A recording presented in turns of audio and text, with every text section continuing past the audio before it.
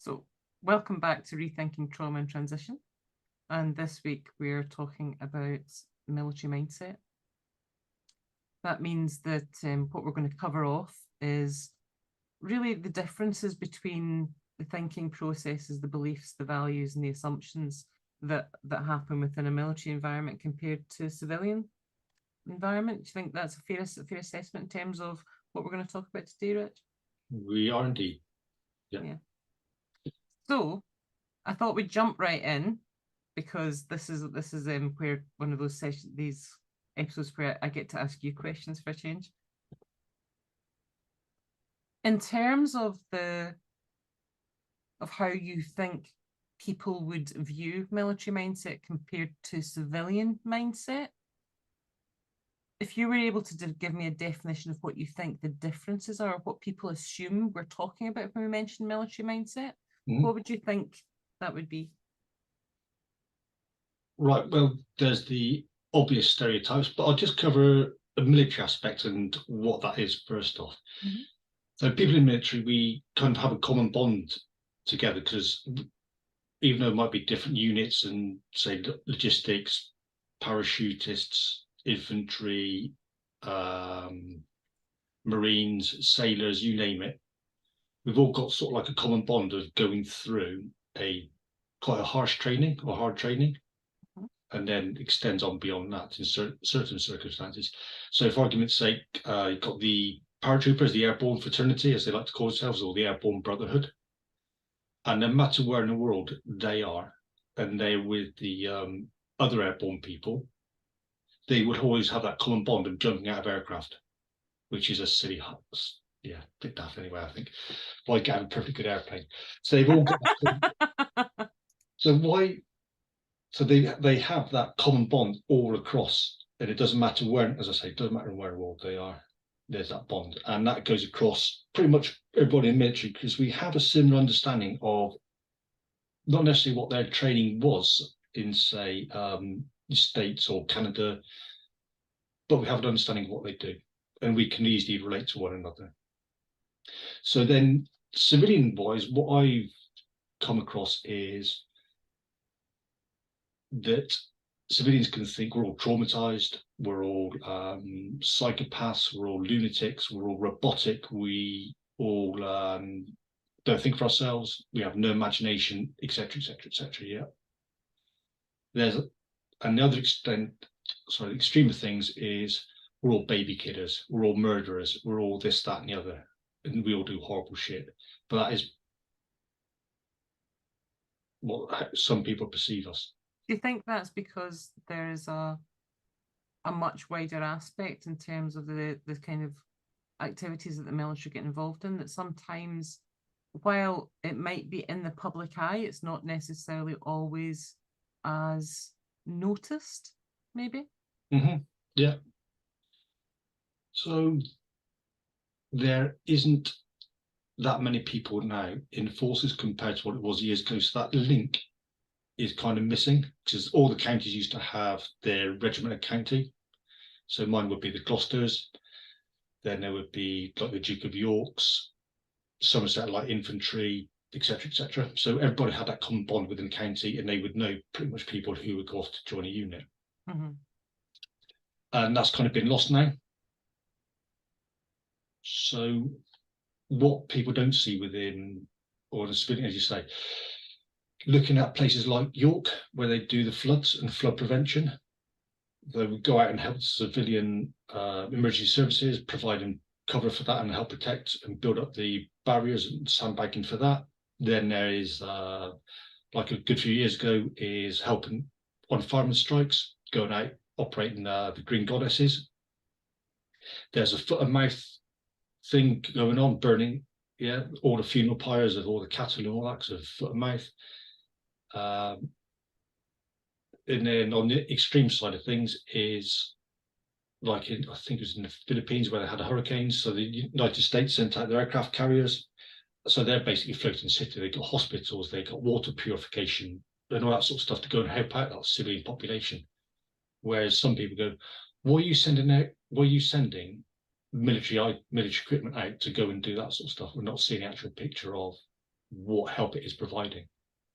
So in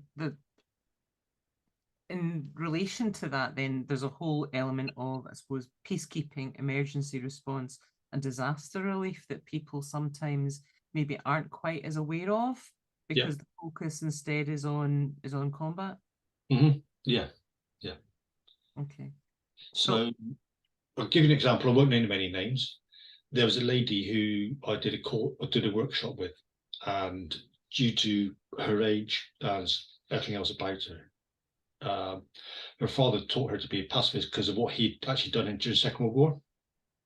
And it wasn't until she went off to do some work with the American forces that she said, "Oh, this is kind of what it's about." And a penny dropped for her. And she said, "If I was younger, I'd have joined up and gone off and done all this." Because of that aspect that sometimes is possibly, while it's there and it's visible, it's not necessarily as noticed. Yeah. Okay. So in terms of that military thinking,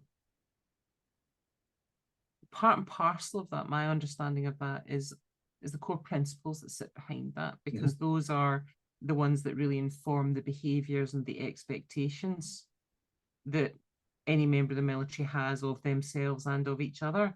So shall we quickly run through those, Rich, in terms of those ones? So I think the first one was what, courage? Do you want to talk us through that? Yeah, courage. So they say we have two aspects of courage. The courage is what a lot of people think about is like the VC winners, Medal of Honor people, military cross. They're the guys and gals who've gone out, done something extraordinary on a battlefield, and that sort of bravery and that sort of courage. When there's actually moral courage. And the best example I can give that, I think off the top of my head, I can't remember the gentleman's name. He was out in Vietnam during the My Lai massacre.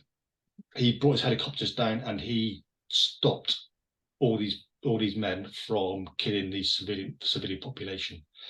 So he had the moral courage to stand up and say, "This is wrong. And if you do shoot on these villagers and these folk, my men will shoot you."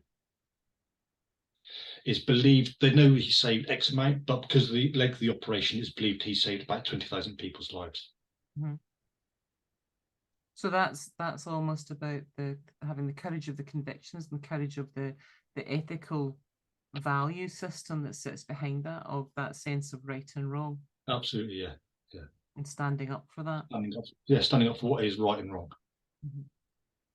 So there's an element in there which also is about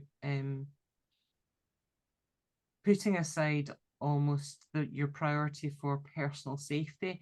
But I don't want to necessarily go into that just now, because I think that's part of the conversation we're probably going to have later on. So if you're okay with that, I'm going to park that one, but I'm going to come back to it. We'll come back to that. Yeah, we're going to come back to that one, because I think it's really important that we understand that part too. So the next one in terms of the principles are discipline. So tell me about discipline. Again, so that is personal discipline, so self-discipline, get up in the morning, being on parade at the right time, keeping yourself fit, healthy, clean, tidy, keeping your kit clean and tidy, and all that kind of basic stuff, as well as then being able to be disciplined on the battlefield or disciplined on exercise or whatever you're doing by, again, looking after yourself, looking after your teammates, making sure that something again like the My Lai massacre is going to happen, because that was a lack of discipline within that unit to go off and look at massacring all these unfortunate folk. Does that also, would it be safe to say that if I took the word discipline and redefined it as having standards which you all universally will uphold and stand by? In the vast majority of cases, yeah. Yeah. So what about respect for others?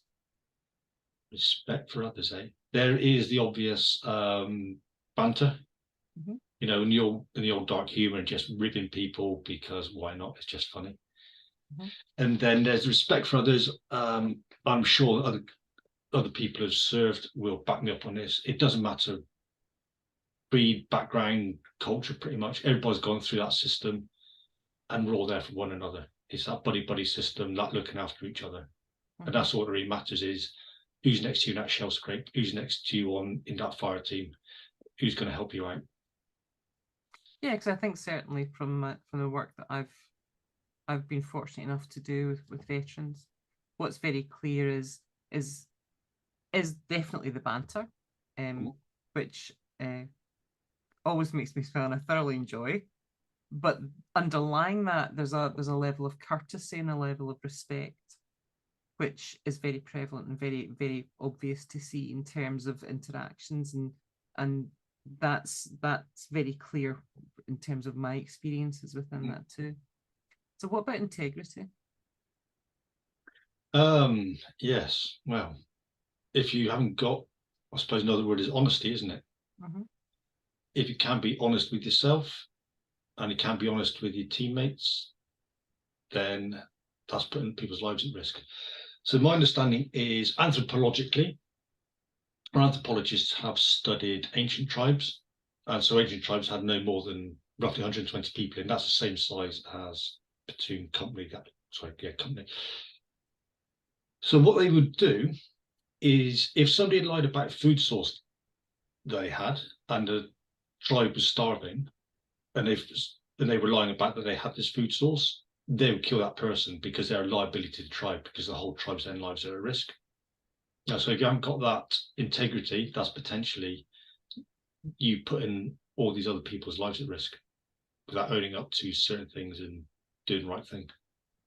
So is that almost linking back into courage and having the courage of your convictions and the courage in knowing what's right and being honest with yourself and with others?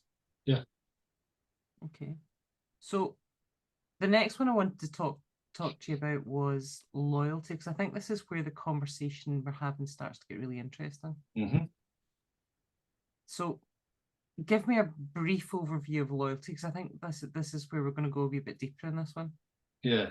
So we have loyalty is to your teammate, your oppo, then the fire team, then the section, then the platoon, then the company, then the battalion. And then ultimately the loyalty is to that unit. So then where's loyalty? If we're transitioning back into civilian street and we need to go and get, say, like our transition courses done for whatever career or whatever trade skill we're looking at going into, where's that loyalty then to yourself to go, I need time off to go and do this. I need time off to go and do that. Well, I suppose that's the part where I want to go a little bit deeper in that one. So in terms of the military training, the military approach and what's encouraged, where is it the priority that loyalty sits? Well, I'll give you an example. There's a friend of mine, and he was leaving about the same time I was. The nature of his job, he believed that he was not able to get away to complete his resettlement training, what he wanted to do, and as well as go and look at housing and stuff. So when it came to him leaving on his day, he was like, oh, I've got nowhere to live. Fortunately, the military allowed him to stay on for a bit longer, and he was able to get some council housing. So he'd spent all that time being loyal to the unit, but then he hadn't had that loyalty to himself. And I know we're going to touch on this later, but it's all about boundaries and boundary setting where he ought to have been going, do you know what, this is my time now. I've done all that. Well, since you've raised that, because the next one we were going to look at was selfless commitment, but I kind of want to wrap that in with loyalty, because I think there's a really strong link there that I want to kind of get to, which is, I suppose, the key behaviours and the priority in your thinking in terms of who you're responsible for within that unit. So in terms of selfless commitment, what does that translate to? Selfless commitment translate to, on the extreme end of things, is giving your life to somebody else, your other teammates. Mm-hmm. The other end of things is doing all that work, not setting boundaries yourself, would be, say, like planning an exercise, planning a range day, being there until whatever time in the morning, getting all that stuff ready and going, what am I still doing here? Yeah. People are expecting people in forces to, or that we have an expectation to go above and beyond of what possibly in civilian street would go, this is not acceptable. I'm not paid for this, but I can come back and do that tomorrow. From what I've certainly come across and worked with, it seems like that actually serves a very valid purpose in a military setting. Yeah. So it has to. Because if we don't have that commitment, that selfless commitment, then, you know, who are we going to go, well, screw you, I'm not helping you out. So in a lot of cases, we got our way to go and help our oppos out. You know, they're struggling with something. You know, they just may need that hand up if we're going out on a tab or an exercise, and they're absolutely hanging out and they can't get up, and they got you go, give us your hand, mate, put you up. So is that also not about, I suppose, the combat situations as well? In terms of that combat situation or when you're on tour, who are you responsible for? What's your principal responsibility? Is to the self and ultimately to whoever is around you're working with. Because I don't know if I've often heard people almost talk about the fact that within that loyalty and that selfless commitment, there's that belief that actually my job is to bring the person next to me home safely. Yeah. Not me, them. Yeah. Because there's a reciprocation and the faith and the trust that their job is to bring you home safe. Exactly. Yeah. And I can see how that is really effective and essential in terms of that whole structure. But I can also see how that might give quite some significant challenges when you leave the military, if that belief in that behaviour set is still there. Because in terms of personal boundaries, whose boundaries in that belief structure are you safeguarding? Is it yours or is it the person next to you? It's someone else's, and they're safeguarding your boundaries. So when you switch from military to civilian, who safeguards your boundaries then? No one, because we haven't as such. And whose boundaries are you still safeguarding? Well, it'd be whatever career path that somebody goes down to. So they'll be going, oh, we're going to help this guy out, going to help that guy out, or last. And that may not be the most effective way of going about things. So does that then translate almost to that sense of I'm responsible for everybody and for their welfare? And in a military setting, that would work well because everybody else is also responsible for you.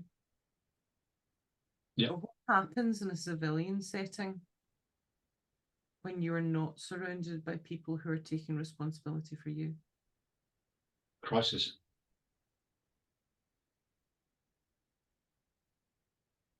I can imagine that can be quite stressful. Very much so, yeah. The whole shape of things is just gone. And you're like, where am I now? It's kind of like the old ship at sea without a rudder. So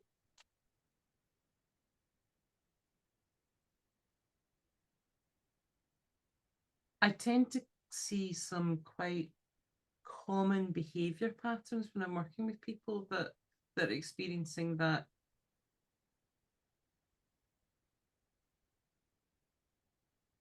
transition shock almost. Now I'm going to use the word shock because I think there is almost that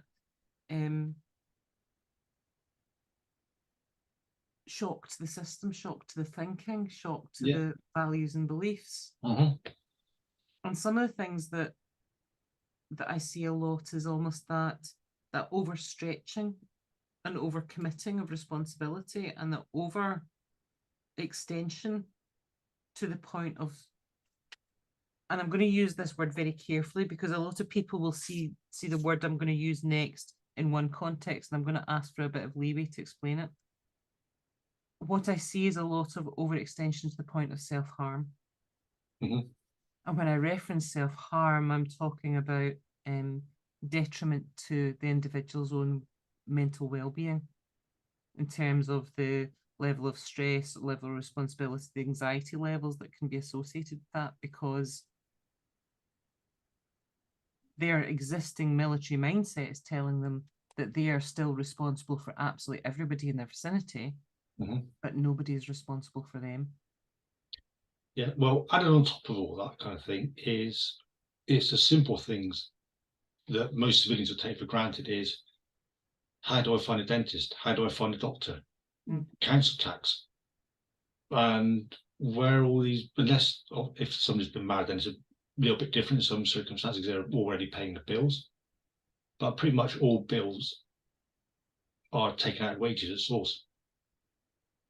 So you obviously have to pay for accommodation. You used to have to pay for food. Whether they bring that back in or not, I don't know. But we don't have that kind of level of responsibility of, oh, where's the local dentist? So if you've been in the military for since 18, say 18, and 20 years later you leave, for most of us at the ages of 18, 19, as we start to kind of gain a bit more independence, that's when we're learning the basics of, you know, how to register at the GP, where the local dentist is, the fact that, you know, council tax is a regular occurrence in most people's lives, and how to do all of those elements, because that's part and parcel of finding your first accommodation, moving out, spreading your wings and getting a bit more independent. I can imagine if that all hits you in one fell swoop at a much later date, where you've had a very structured and very contained community, that must be quite a bit of a culture shock. Yeah. Again, as the job change, the career change. It is for a lot of people, they are, that's getting that rudderless ship at sea. Where am I headed? What direction do I need to get into? And without the rudder, you can't go anywhere. So does that also then have an impact in terms of, because what we're talking about here is, we've touched on that mindset piece, which is about who looks after my boundaries, and where is my sense of focus in terms of who and what I am responsible for.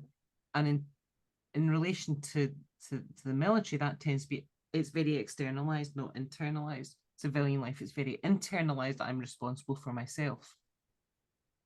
In terms of community structure, that's all provided within the military, but you leave that, you transition out, and you now have the task of creating all of those elements on your own. Yeah.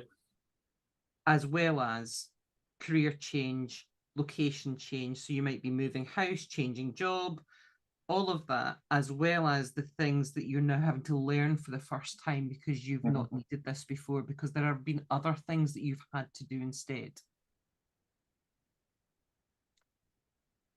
And then the part that's on top of that I wanted to touch on is, I suppose, the difference between black and white thinking and shades of grey. Yep. Because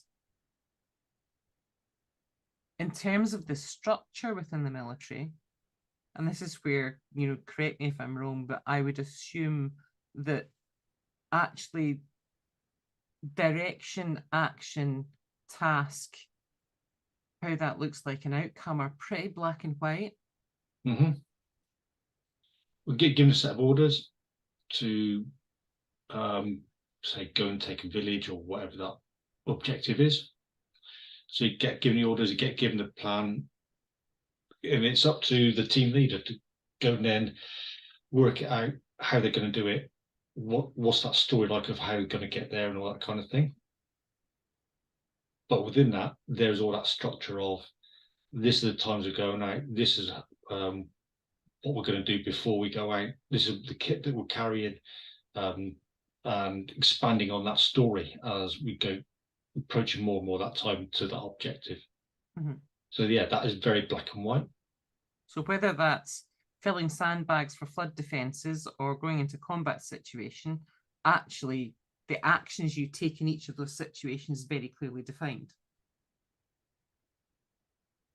Yeah, they are, yeah.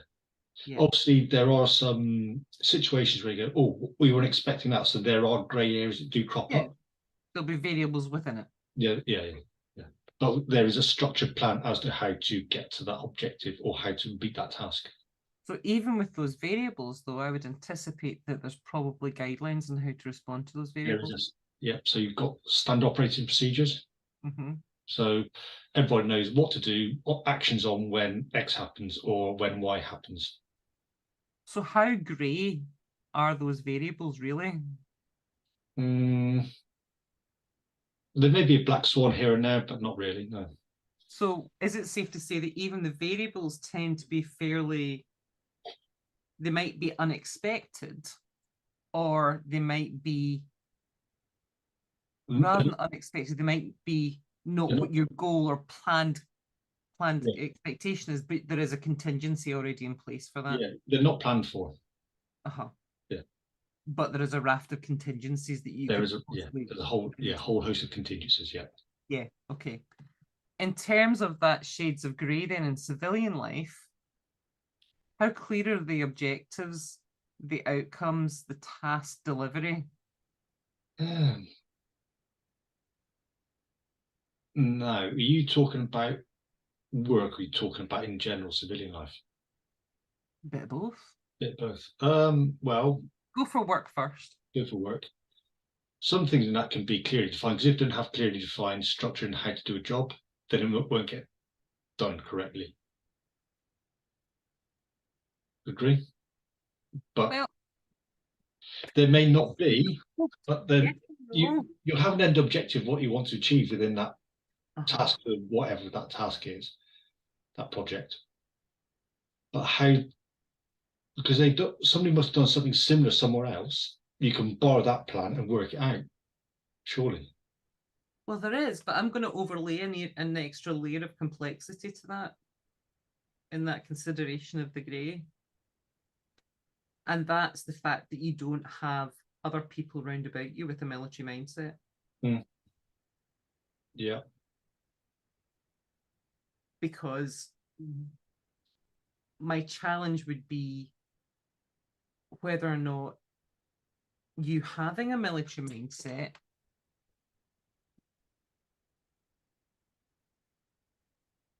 where do you then feel as though the responsibility to drive that plan forward or to deliver that then sits? Is it more likely that that's going to feel as though that should be yours in a civilian situation because nobody else is necessarily, or you're not seeing as much structure or as much action taking, or maybe as much direction as you are possibly used to from everybody around about you? Yeah. But would that depend on how good the team actually is that you're working with in civilian street? Quite possibly, yes. But I'm just wondering where that sits in terms of that selfless commitment and that loyalty piece then, because that comes back to what the impact this is on terms of whose boundaries you safeguard. And if you are not safeguarding your own in those situations and nobody's safeguarding yours, but you are safeguarding everybody else's, then what behaviours are you then at risk of having? Yeah. Getting burnt out, getting bored out, overextending yourself in some way, maybe encroaching on somebody else's work, turning up far too early at work to carry on doing that job and then staying too late at night to do that job. So that comes back to that concept of risk, of placing yourself at risk of self-harm, because actually you don't have the same approach to your own boundaries as everybody else does. Yeah.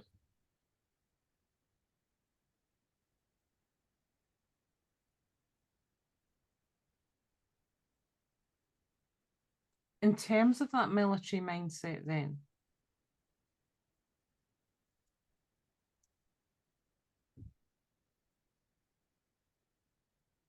we've touched on kind of the bond and the importance, I suppose, of that shift in boundary ownership, which within the military is critical and is probably fairly central in terms of making sure everybody comes home safely.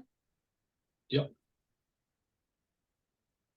But actually, it doesn't really translate very well to civilian life then. There's a significant risk if that belief system is still what's prevalent in the individual in a civilian lifestyle.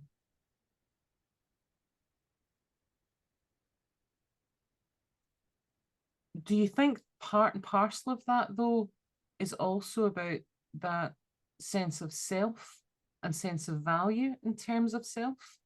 Because my understanding of what I'm seeing if you're looking after somebody else's boundaries rather than your own, there's almost like an implication that they are more important than I am. Yeah.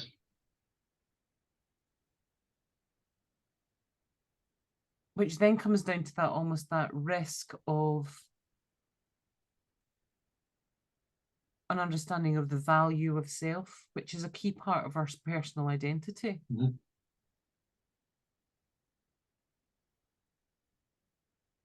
Because the other element that probably I wanted to touch on with you is that sense of purpose.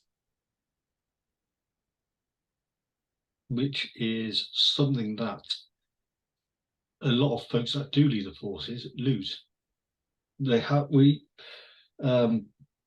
Something common I noticed is that, for argument's sake, everybody was going, right, oh, what should we do this year? We'll all go into data comms and fibre optics. Our next one would be maritime security or close protection. And then it will be cyber security. Then it'll be kind of like following the herd one after the other. Because if somebody else is doing it, it must be a good thing for me to do, and go realise after maybe 18 months or so, oh, this is really crap, isn't it? This is not what I want to be doing. So they've not set their own boundaries or really thought the process out of what do I want to do next. It's probably more a case of what don't I want to be doing? I don't want to be in the military anymore. It's not a case of what do I really want to do? But that might take 5, 8, 10 years after somebody leaves, to actually find out what they really want to do. Because the whole process of re-identifying as to whom you want to become, resetting those boundaries, re-looking at, I suppose, breaking that mold and restructuring the life that you want to live. Well, I suppose if I look at myself, while I haven't got military experience, actually, I'm on my third career path. And that's not necessarily that unusual these days.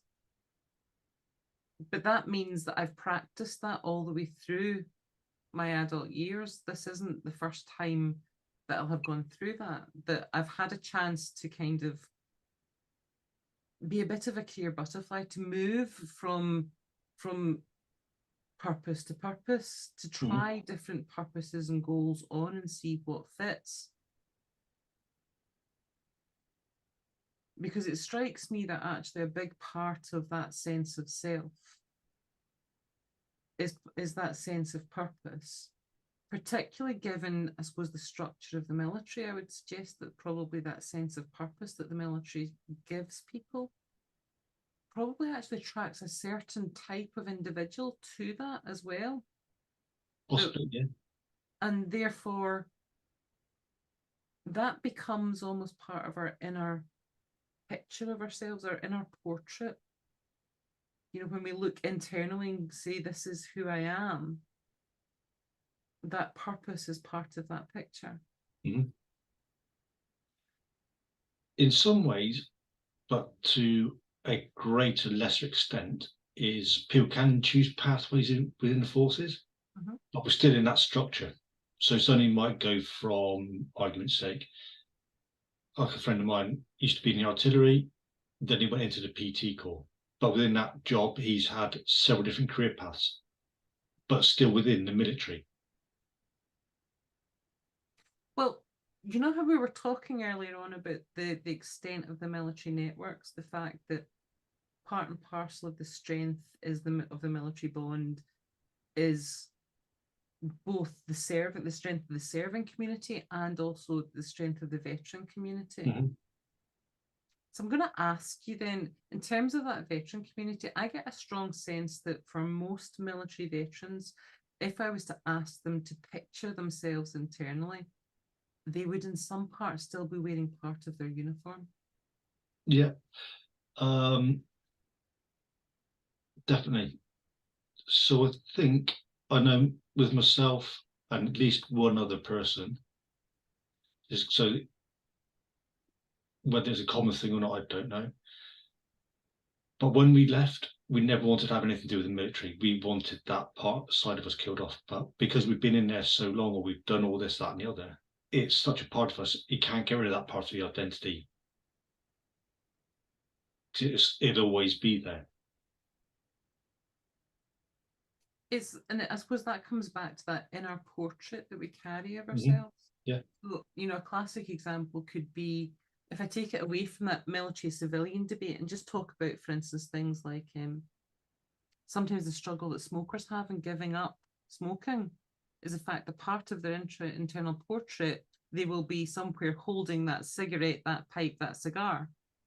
And actually part and parcel of that change is taking that part of that picture and removing or altering it so that that cigarette, that pipe, that cigar is no longer part of their internal portrait. So if you're still having that portrait, part and parcel of that transition is actually almost altering that portrait to give you a new sense of self, to give you that understanding of actually what is my purpose going forward, because purpose has been really important in the first place. Yeah, where's that internal conflict of who am I next and what do I do with this aspect of me and where do I bring this new aspect of me in? And is this also about how I define value? Yeah. Then how do I reevaluate myself?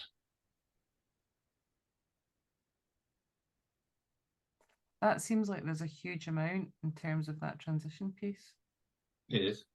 And I don't know whether they can or what they can do is possibly because then I know there's a lot of guys and gals now who are, even in their few years, they're already going to the careers shows and careers fairs because they're already going, what do I do afterwards? Who am I next? What are my options? Whereas it was when I was serving, this case of you're going to stay in and that's it. You'll be that for life. There's no other option. But I suppose in terms of that transition piece, my understanding is that there is time given for retraining. There's funding there. There is, yeah. But my question would be whether or not there's enough done about that identity piece. As far as I can recall, whether they've changed it or not, it's been almost 10 years now. There's none. So is that where almost there's a question to everybody listening then to say, actually, what's your views in terms of the importance of that identity piece? And whether you are about to leave the military and transition it, or whether you transitioned it a while ago, actually, what was the impact in terms of that identity, of your sense of identity? And what were the challenges that led to? How did you maybe meet those challenges, address those, and overcome them? And what would have been helpful for you in that transition? Yeah, what would have been helpful is support. It is not getting, I won't go into details, but not getting fobbed off by a charity and feeling like, what was that all about? So there's a sense of betrayal, a sense of loss within that itself. Going, yeah, basically, there's a card. Ring me when you're desperate, and I'll get back to you. Is that maybe because there's an awful lot of different providers, but maybe the network, while it's very well, the network is very well provided, it's not necessarily as joined up or as No, I won't go into details, Ali, because maybe as it could be in terms of how all of those services then link together. No, it was just one particular bloke, Okay. and I won't go into details because no. So if we then move that on to, we've talked about kind of, I suppose, that sense of identity, that sense of purpose. We've talked about the boundaries piece in terms of that being very different from the civilian understanding of boundaries. Because again, I suppose my query would be whether or not MD has experienced actually the impact of how they've gone about reshaping those boundaries. Because I certainly know from work that you and I do, Rich, that a huge amount of the conversations we're having with veterans revolves around boundaries, revolves around encouraging them and helping them almost put them in place for the first time. So these are personal boundaries, not boundaries that they're safeguarding for others, but they're safeguarding for self. And before we kind of close it and bring the conversation from today to a close, I'm just wondering if there's anything else that you think would be worth adding to that conversation we've had today.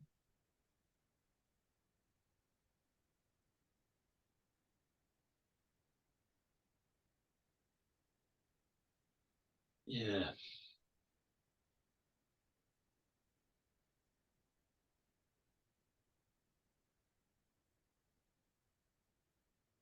Because maybe if I summarize, The question is, if you're not going to look after yourself, who's going to look after you?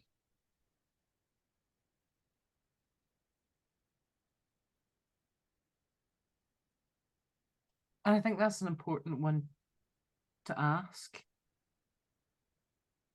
And it's part, I suppose it's central to that change and that shift, isn't it? And that transition is that understanding of actually, that's almost kind of the central pivotal change that you need to make, which is putting yourself first, safeguarding self first before you safeguard anybody else. So in terms of today then, that means we've covered quite a bit. We've had a look at, I suppose, the central principles. In terms of how the military community goes about building that defined and really powerful set of behaviours which keeps people safe, that keeps people effective and efficient, that helps ensure that what needs to happen does happen. But we've also looked at how those are really quite fundamentally different in terms of ownership of responsibility between, and whether that sits as your responsibilities for self or for others. Yeah, we've also covered is generalized perceptions of how potential civilians can see veterans and wider military community as well. Yeah. And obviously the principles or the values and standards of the army and how they apply to people in the military. And there's obviously a crossover with people who are civilians anyway. Mm-hmm. Yeah, I think that's been a good chat, Ali. Mm-hmm. So on that note then, I think that's us. We're going to close the session and the episode for this week. But again, the invite is always open. If anybody's got any comments or anything that they think they would like to engage in the conversation with, or maybe have us do a bit of a deeper dive on, because certainly, you know, we probably share a mutual fascination for that personal boundaries piece. Yeah. And the importance of it in terms of people's experiences and mental well-being. So yeah. Yeah. So you can find us on YouTube at Rethinking Trauma and Transition. You can find us on Amazon Music and Spotify, Anchor, and maybe a couple of other podcasts. Yeah. And please, if you can, leave us reviews as well. Yeah, you can find us on Facebook as well. We have our Facebook page and we're also on LinkedIn. We are under Rethinking Trauma and Transition. Yeah. We look forward to hearing from you. Take care and good night. Good night.